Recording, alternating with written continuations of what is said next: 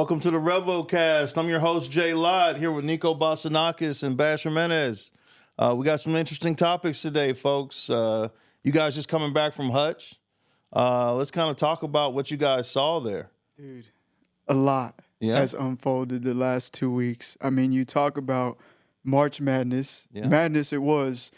We're at the JUCO tournament. We're talking to college coaches. We're watching some high-level basketball, by the way. Was extremely impressed by some of the teams that were putting their talent on display. And the players, man, just guys getting active, guys who are reopening commitment, guys getting offers. I mean, it was a heck of a blast there at Hutch. Yeah, a lot of media was put out. We covered Hutch, I thought, pretty well with the media out there.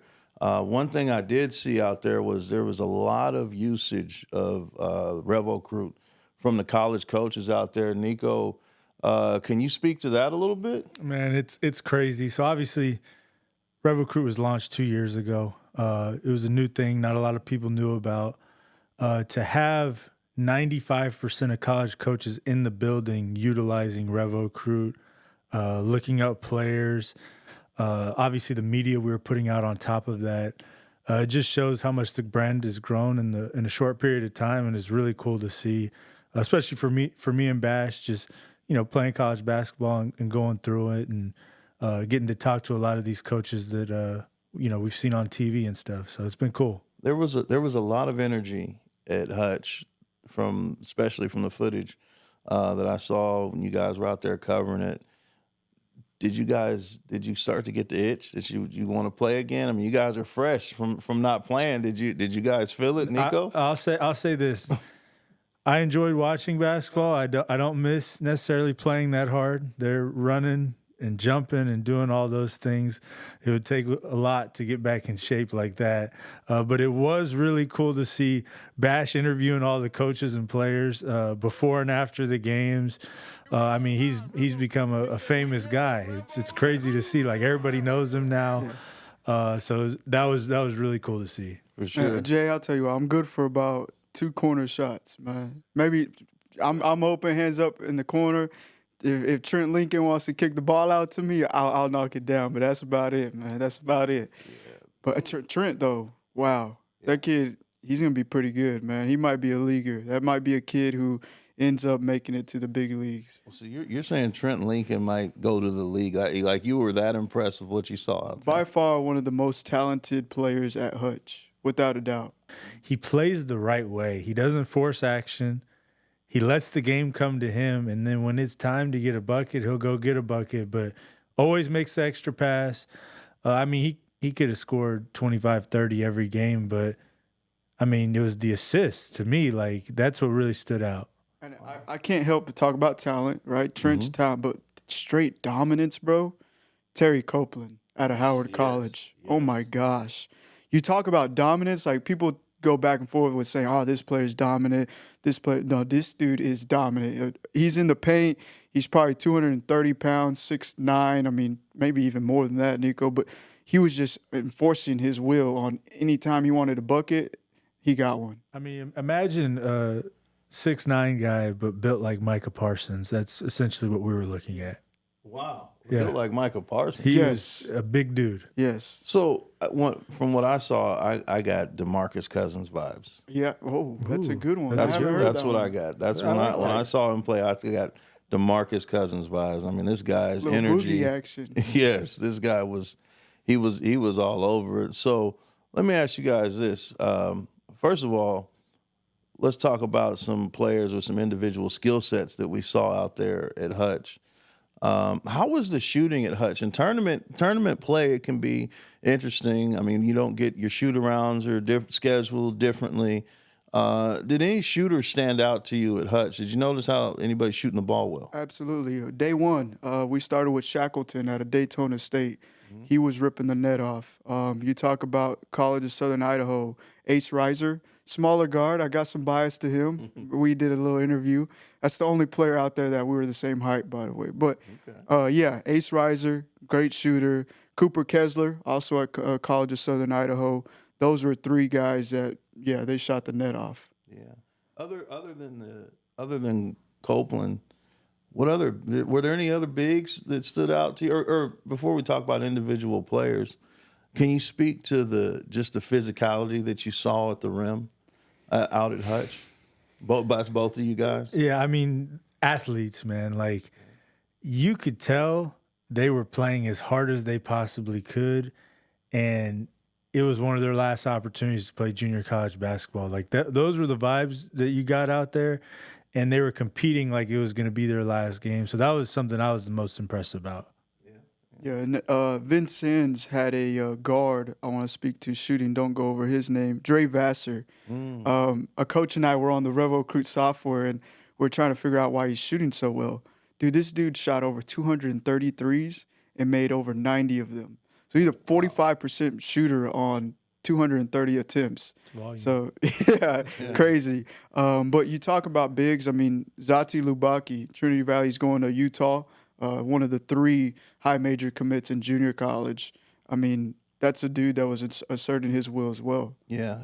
I mean, like I say, the energy at Hutch was unbelievable. You guys did an amazing job of covering it.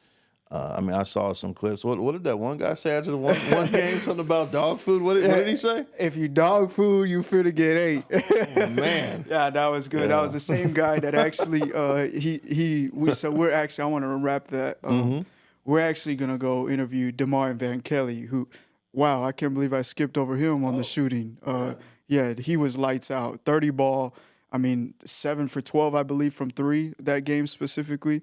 But we're going to interview Van Kelly, and one of his teammates before the interview goes on is like, "We're here with Revocruit. We're here with Revocruit." He said, "We here with Revocruit. We're here with Revocruit, man. We're live, man."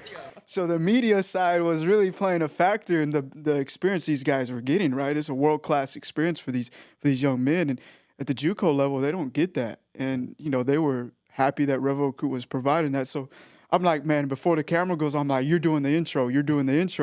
So he does the intro, and then, the rest is history, man. If you dog food, you finna get 8. So That's amazing. That was an incredible clip. I mean, I probably played that 6 times, I don't know, in a row. I was like, wait, what? Like, it's probably going to catch on and go viral. What about the systems that you saw out there? Junior college can be challenging because you only have guys for a year or 2 years.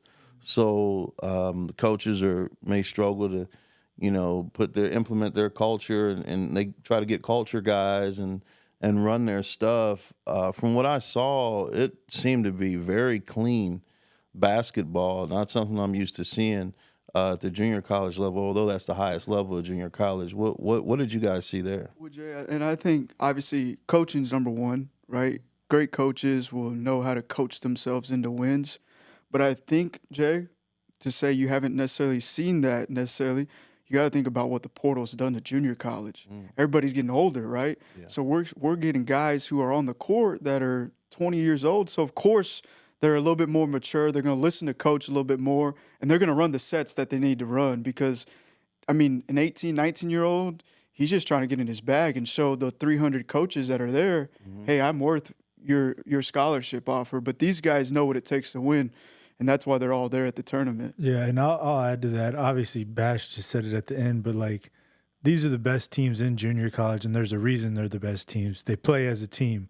When you realize you're going to be in a situation where you're going to be seen more if you're on a winning team, then you tend to play the right way more, and you end up getting more opportunities than if you're trying to force action and do those sort of things. Yeah, I just want to say that back at was it the Mullins that we had here? Yep. The Mullins. I mean, I didn't know who he was, but I said, hey, number 3 for Howard.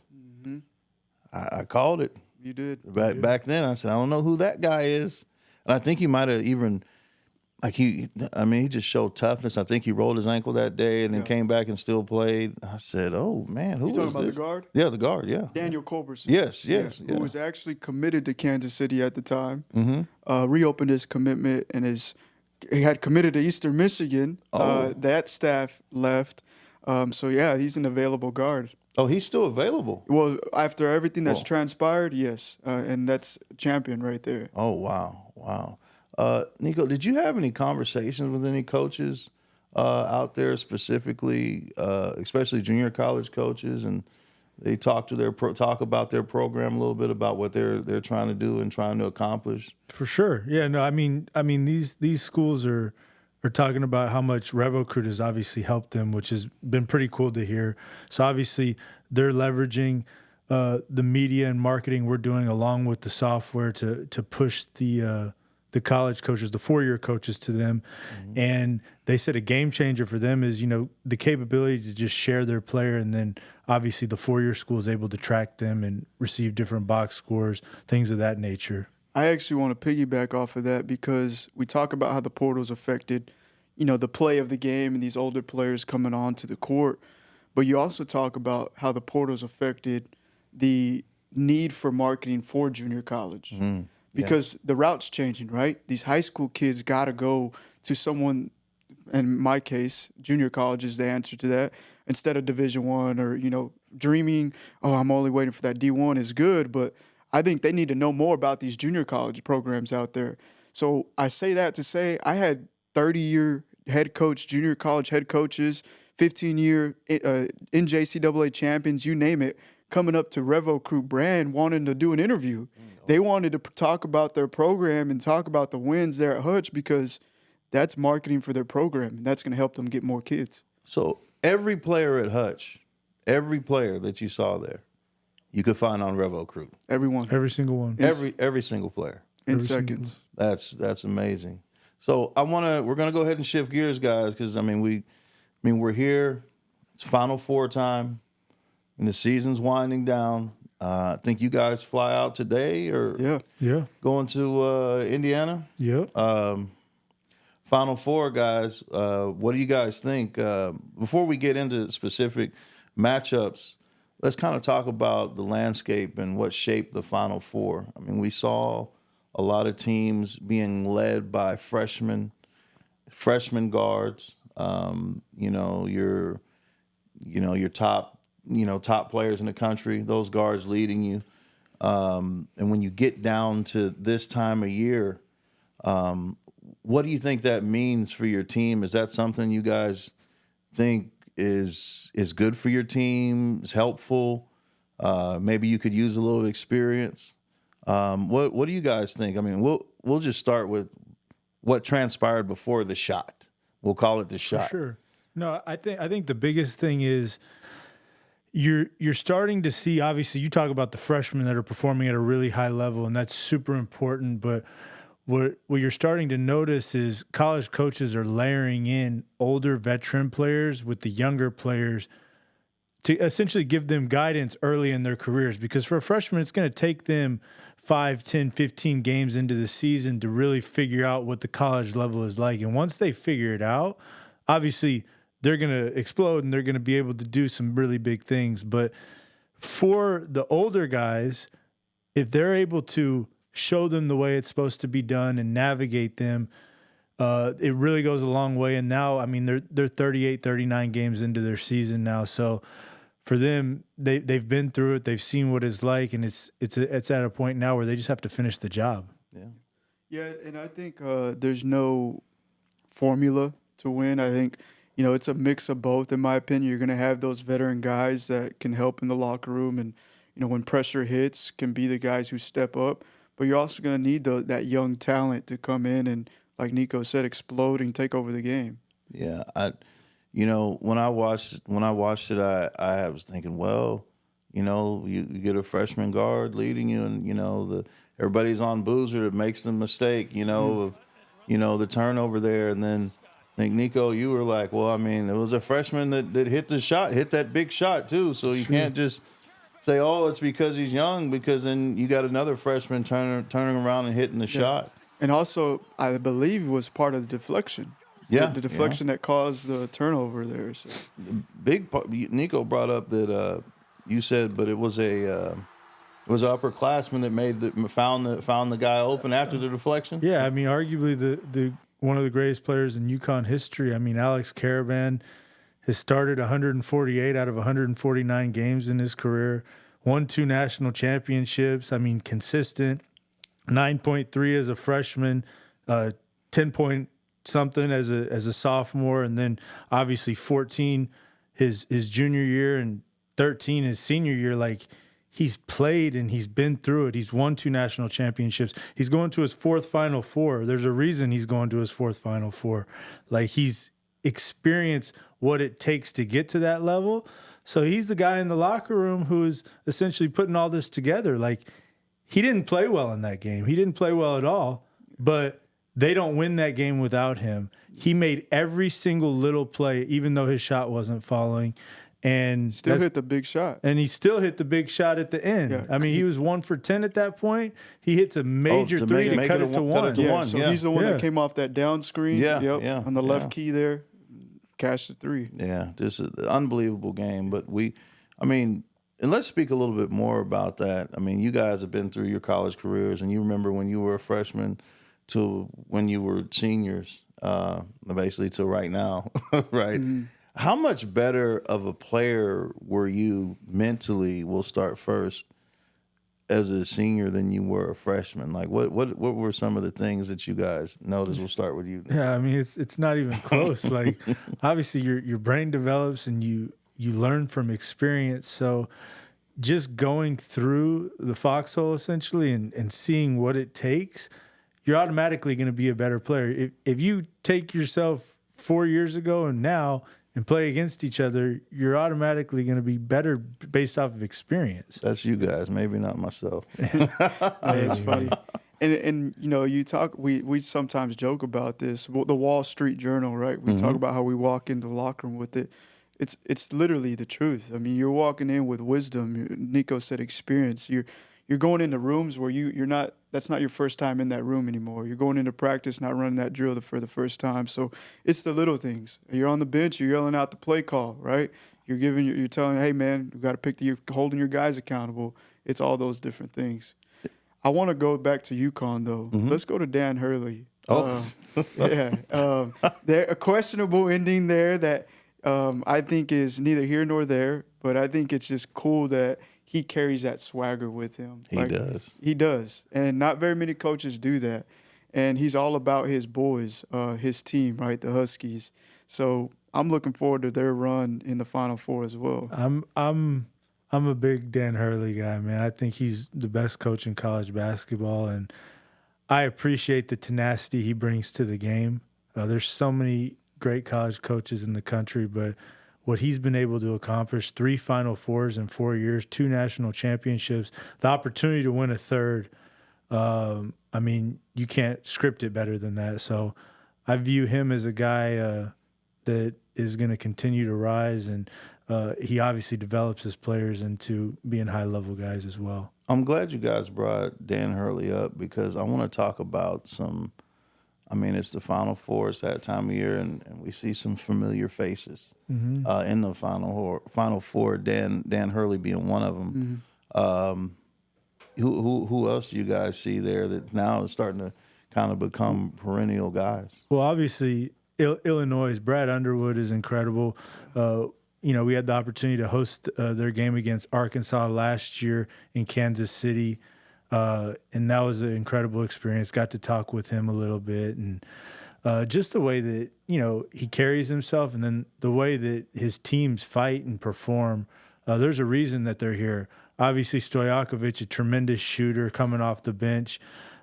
So many great players, transfers that they've brought in. I look for them to have an opportunity to advance and move forward. Yeah. Underwood's a JUCO guy, man. Recently, a video been going viral about him, about having to travel and play games. And he's like, if you would have told me, 10 years ago when I was coaching in the Jayhawk Conference that I get to drive to go play in the Final Four, that I'd be ecstatic about it. Don't quote me on that, but that was kind of what he was saying. Yeah. And, that just goes to show his personality. He's willing to do whatever it takes to win. Yeah, for sure. So, you got Underwood, you have Hurley. We got matchups. Who do you guys got winning the whole thing? Man, I'm rooting for Illinois. I'm gonna go Illinois. The Illini, I got to watch them play in person last year at Thanksgiving, Arkansas and Illinois. We hosted that game, but that's who I got. Yeah. I got UConn, man. You got UConn. Dan Hurley, man. I'm taking Alex Caravan finishing his career with 3 national titles, and Jeez. Dan Hurley advancing himself as one of the premier coaches in college basketball. Would this be 3 out of 4? 3 out of 4. Oh, It's incredible. that's really tough. And I'll mention this too. They lost last year to Florida, who won the national championship. So it's their only loss in the tournament in the last 4 years. Wow, that's incredible. I guess, I mean, it's hard to go against Hurley, man. I got a lot of respect for him as a coach. I mean, obviously all these coaches are the highest level coaches you could Of course. imagine, but keep an eye on Michigan. I think when you have a player, like a player that they have, I always murder his name. What's his name? Yeah, the 23. Oh, Yaxel Landenberg. Yes. JUCO product. He's a JUCO product. When you have a player like him that, I mean, I watched one game. I mean, he started the game off 3-3, maybe a midi, and then, a couple more possessions and 2 more threes. I said, oh, my, who is this guy? When you have a guy that's capable of putting the team on his back and taking it all the way, you got to – I got to go with Michigan. I got to go with Michigan. Sure. Go with Michigan. I think Arizona's pretty good too. We got to at least mention them. Me and Bash have experienced that firsthand. First collegiate basketball game of our careers. We had the opportunity to play at Arizona, so we know all about what they're about. So they're going to be a formidable matchup. That's for sure. That's for sure, guys. Well, man, that's all we got today, folks. We appreciate y'all joining us. Don't forget, you can find every JUCO player, every transfer portal player that we talked about on Revocruit. That's all we got, guys. We appreciate you for joining us. Have a good one.